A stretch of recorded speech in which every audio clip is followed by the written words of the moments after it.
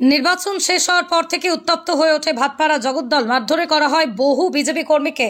16 নম্বর এবং 22 নম্বর এবং 9 নম্বর ওয়ার্ডের বিজেপি কর্মীকে মারধর করা হয় বলে অভিযোগ ওঠে তৃণমূল কংগ্রেসের বিরুদ্ধে। আক্রান্ত বিজেপি কর্মীদের সঙ্গে দেখা করতে যান ব্যারাকপুরের বিজেপি প্রার্থী অর্জুন সিং। 35 নম্বর ওয়ার্ডের মন্ডল সম্পাদক প্রসূন ভট্টাচার্য রূপে বাপ্পা গতকাল ইলেকশন এজেন্টদের নিয়ে বাড়ি ফেরার পথেই তাকে তৃণমূলের দুষ্কৃতীরা মারধর করে। পরে তাকে ব্যারাকপুর বিএমআরসি হাসপাতালে ভর্তি করা হয়। অপরদিকে তৃণমূল কংগ্রেসের ভাটপাড়া পৌরসভার উপপৌরপ্রধান দেবজ্যোতি ঘোষ জানান, এইগুলো একেবারেই ঠিক নয়। এই ব্যাপারে প্রশাসন এখনো অবিলম্বে নির্বাচন কমিশনের হাতে থাকায় তার ব্যবস্থা নেওয়া উচিত। দেখুন, এর সঙ্গে রাজনীতির কোনো সম্পর্ক নেই। যদি দেখেন আপনারা, বিগত বিধানসভা এবং বিগত লোকসভা নির্বাচনেও আমাদের নেত্রীর নির্দেশে আমরা বিজয়ী হওয়ার পরও আমরা বিজয় মিছিল না করে নেত্রীর নির্দেশে আমরা রবীন্দ্রসঙ্গীত বাজিয়েছি। আমরা হিংসার রাজনীতিতে বিশ্বাস করি না। তবে যেসব হিংসার কথা বলছেন, এগুলো দল এবং আমাদের ভাটপাড়া বিধানসভা তৃণমূল কংগ্রেস এর তীব্র প্রতিবাদ করছি। এখনও বর্তমানে প্রশাসন নির্বাচন কমিশনের আন্ডারে।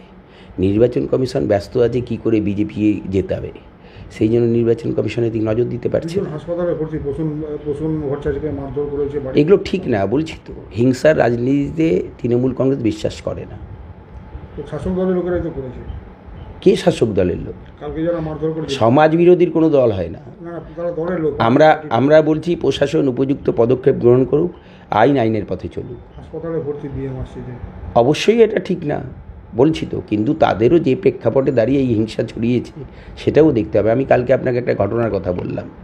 এই যে ইলেকশানে যেভাবে ভারতীয় জনতা পার্টির প্রার্থীর চিফ ইলেকশন এজেন্ট যেভাবে 10টা গাড়ির কনভয় নিয়ে ছুটে বেরিয়েছে, যেভাবে উত্তেজনা সৃষ্টি করেছে, সারা ভাটপাড়ায় গিয়ে জিজ্ঞাসা করে দেখুন। সকাল দিয়ে আমরা বারবার কমপ্লেন জমা দিয়েছি। ভোট পরবর্তী হিংসার এই বিষয়টা কিভাবে দেখছেন? ঠিক না তো, বলছি তো। এই ইলেকশন কমিশনে পুলিশকে বলবেন যথাযথ ব্যবস্থা। আমাদের হাতে তো প্রশাসন নেই। ইলেকশন কমিশনের পদক্ষেপ গ্রহণ করা উচিত। এই সময় সমাজ বিরোধীরা এই সময়গুলোর জন্য অপেক্ষা করে।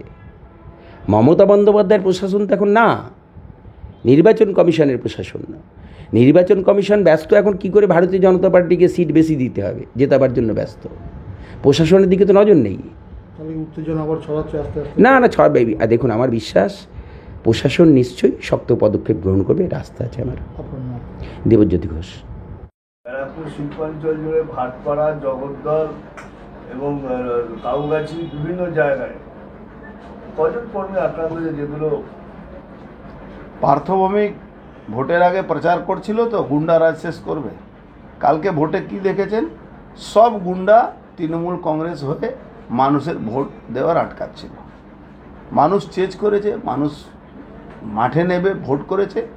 বৃষ্টিকে উপেক্ষা করেও মানুষ এসে ভোট করেছে। এই যে মানুষের ভোটের ট্রেন্ড, এই ট্রেন্ডটা দেখে তৃণমূল কংগ্রেসের পোস্ট পোল ভায়োলেন্সের অপরাধী পার্থভৌমিক আবার মাঠে নেবে কিছু পুলিশ অফিসারদের সাহায্য নিয়ে এই ক্রিমিনালদেরকে সামনে নিয়ে এসে আমাদের প্রায় 7-8 জন কর্মীকে মারধর করেছে। 2 জন মুসলিম আমাদের এজেন্ট ছিল, শামসুদ্দিন খান আর ফিরোজ, এই 2 জনকে মেরেছে এখানে।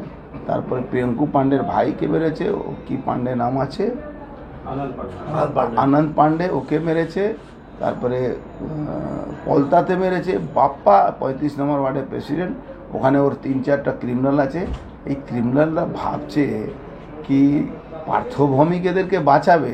আমি তো বুঝতে পারছি না। পার্থভৌমিক যে আবার ফোন বন্ধ করবে, এরা তো মনে হচ্ছে নতুন উঠতি আছে, তো এই ফোন বন্ধ করবে। পার্থভৌমিক বারবার বলছিল তো post pole violence, post pole violence. তো পোস্ট পোল ভায়োলেন্সে তো অপরাধী ও, এবারও প্রমাণ হলো কি অপরাধী ও। 35 নম্বর ওয়ার্ডে ঘটনা যদি বলেন। 35 নম্বর ওয়ার্ডে ওই ক্রিমিনাল আছে 2-3টা, ওরা ওকে বাপ্পাকে মেরেছে। বাপ্পা আমাদের মন্ডল প্রেসিডেন্ট, বাপ্পা ওখানে আমাদের চার্জে ছিল। হসপিটালে ভর্তি করিয়েছে ওদের। অবস্থা ঠিক আছে, অবস্থা ঠিক আছে। সবথেকে বেশি লেগেছে শামসুদ্দিন খানকে মেরেছে, আর বাড়িতে ঢুকে বাড়ি লুটপাট করেছে। সোমনাথ শ্যামের সব লোকেরা। তো কে খেলাটা পার্থ শুরু করেছে, এর খেলাটাকে শেষ দেখতে হবে পার্থভূমি। প্রসূন ভট্টাচার্য আমার দাদা, সে জগদ্দল মণ্ডল 2 এর জেনারেল সেক্রেটারি।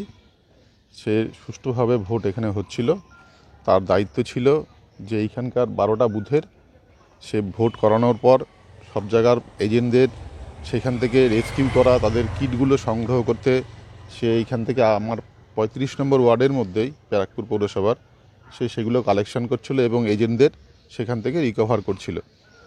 এই মুহূর্তে সে যখন স্থিরপাড়ার দিকে যায়, তাকে আচমকা পিছন থেকে ডেকে তাকে মারা হয়, ফেলে মারা হয়।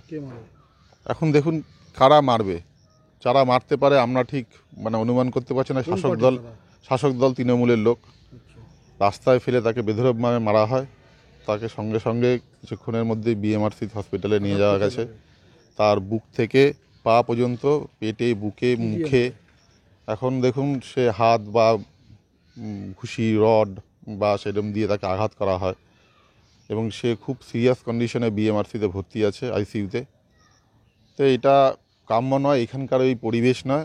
আমি আমার দল করা মানে অন্যায় নয়, এবং যে শাসক দলও আছে, ভোট কিন্তু আমার এরিয়ায় খুব পিসফুলভাবে হয়েছে এবং এটাই হওয়া কাম্য সাধারণ মানুষের পক্ষে।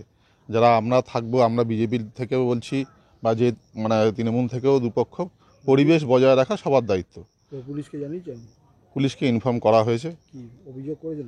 না, থানায় অভিযোগ করা হয়নি সেরকমভাবে। আমরা আগে হসপিটালে দিয়ে গেছি এবং আমাদের ক্যান্ডিডেট যে অর্জুন সিংকে জানানো হয়েছে এবং উনি বললেন ঠিক আছে দেখছি, আগে পেশেন্টকে অ্যাডমিট করো হসপিটালে তাকে অ্যাডমিট করা হয়েছে। খোঁজখবর নিয়েছে অর্জুন সিং? হ্যাঁ, খোঁজখবর নিয়েছে। তার সিটি স্ক্যান, এমআরআই এগুলো হয়েছে, আর হবে রিপোর্ট, ব্লাড টেস্ট এগুলো হয়েছে। সে খুব খারাপ কন্ডিশনে রয়েছে বিএমআরসিতে। আপনার নাম? আমার নাম কৌশিক ভট্টাচার্য, মণ্ডলপাড়া।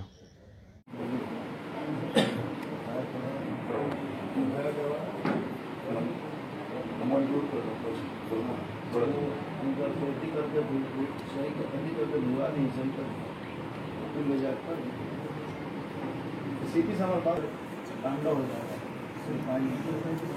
नहीं मैं भैया भी भैया कलता में सवार